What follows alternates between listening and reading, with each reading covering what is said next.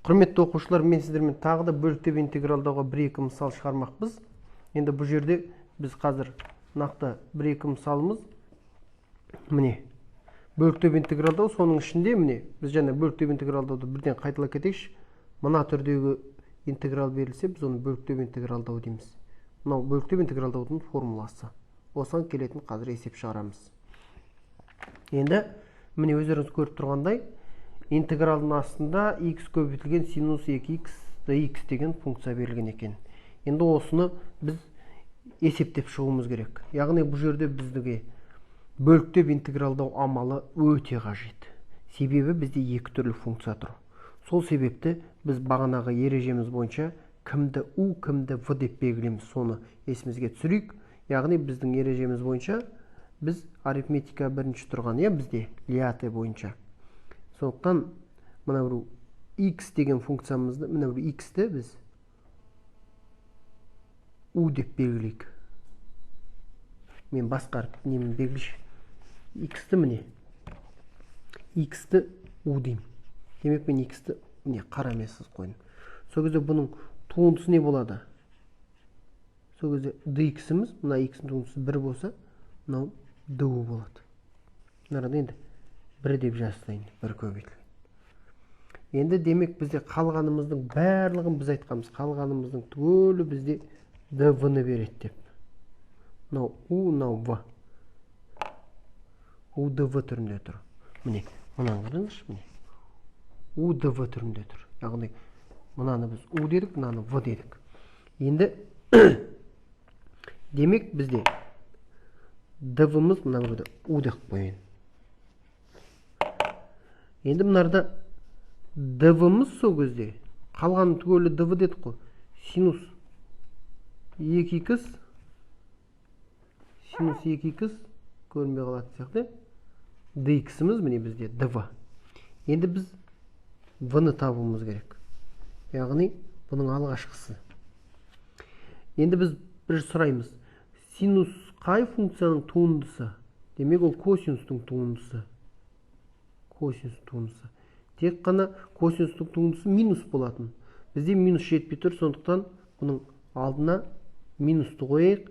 Және мына 2x-тен туынды табатын болса, ол 2 қалатын. А бізде 2 мына жерде болмай тұр, сондықтан 2-ден 1-ді жазып қоямыз. Міне.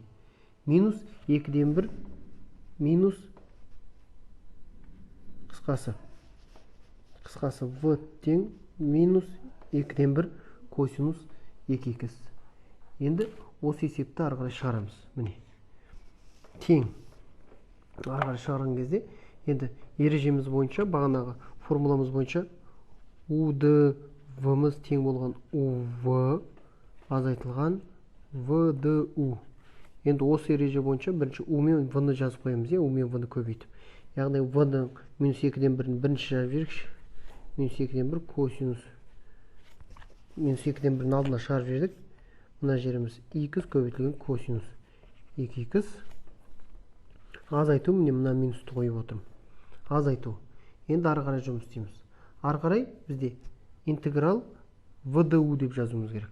v-мыз қайтадан мен жасылмен жазайын. v-м неменеге тең еді? v-м міне минус 2-ден 1 косинус 2x. Ал одан кейін нені жазайын? du-ды жазайын. А du менде dx в данный моментте. du менде dx. Тең. Енді ары қарай шығарамыз, ары қарай шығарамыз. Мына бірінші жағдайдағы 2-ден 1 көбейтілген x көбейту косинус 2x-іміз тұра береді. Азайту. Мынау коэффициентті алдына шығарып жіберген болады. Сол кезде минус 2-ден 1-ді алдыға шығарып жіберсек, ол 2-ден 1 болып шығады. Көбейтілген енді косинустың алғашқысы. Бұл енді тікелей интегралдау деуге де болады. Негізі күрделі функция тұр бұл жерде де. Десек те тікелей интегралдасақ, бұның алғашқысы синус 2x. Енді біздің алдымызда міне 2 жоқ болып тұр. Мына 2 мен қысқарып кетіп тұр. Сол себепті бұл жерге тағы да бір 2-ден 1 деген мына коэффициентті керісінше жалғаймыз. Себебі бізде міне мынадан просто жай ғана туынды тауып көрейікші. Туынды табатын болсақ, синустың туындысы косинус. Енді мына астындағы 2x-тен және туындысы ол 2x болады. 2x пен мынау қысқарса, косинус 2x болады. Сонда біздің мынаның алғашқысы косинус 2х-тің алғашқысы 2-ден 1 синус 2х екен. Енді бізде шектері бар. Сол себепті біз мұның шектерін қояйық. Шектері 0-ден пи бөлінген 4-ке дейін деді. Мына жерде де болу керек болады міне. Мына жерде де интеграл тауып, содан 0-ден пи бөлінген 4-ке дейін шығарамыз. Тең. Енді бұл есептеуде қателесуге болмайды. Егер арифметикадан қателессек, қазір бүкіл еңбегіміз жаңағы осы жерге дейінгі шығарған еңбектеріміздің барлығы зая кеткен болар еді. Сол себепті біз шатыспашын былай істеп қояйық. Минус 2-ден 1 деген немізді, коэффициентімізді алдық шығарып жекті. 1-ден мына x-тің орнына енді қоямыз. Пи бөлінген 4 азайту 0. Мына x-тің орнына қойдым. Көбейтілген енді косинустың орнына қойым. Косинус 2 көбейтілген пи бөлінген 4 азайту косинус, осы әлі мында қойып жатырмын, е?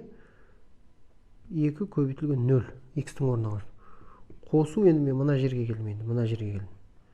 Қосу 2-ден 1-імді жазып қоям. 2-ден 1 мынау 4-тен 1 деп шығарсаңыз, мына 2-ні де мына жерге шығарып 4-тен 1 деп жазылайын, міне 4-тен 1. 4-тен 1 енді мына жерде синус 2 көбейтілген x-тің орнына, мен міне x-тің орнына қоям, е? X-тің орнына пи бөлінген 4-ті қоям бірінші, жоғары шек. Азайтылған.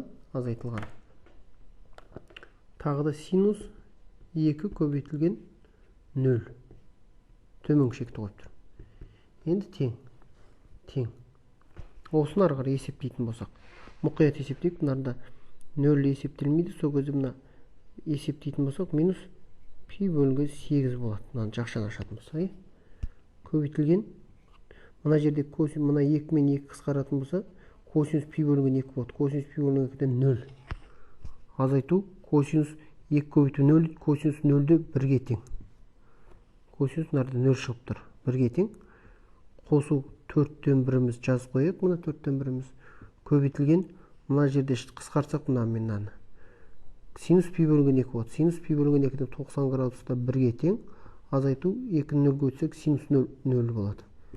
Сол кезде мына жерде бізде ең біріншісінде минус жақшан ашатын болсақ, минуспен мына минус көбейтілетін болса, жай ғана плюс пи бөлінген 8. Қосу, мына жақшан ашсақ, 4-тен 1. Демек, біздің есебіміздің жауабы бұлай болады екен. Енді кейде бізде сұрап жатады, пиді 3,4 деп есептеде, жоқ мөлшерде шығарыңыз деп. Енді бірақта біз осының өзін шығарып алсақ, бұның өзі үлкен жеңіс деген сөз. Рахмет назарларыңызға.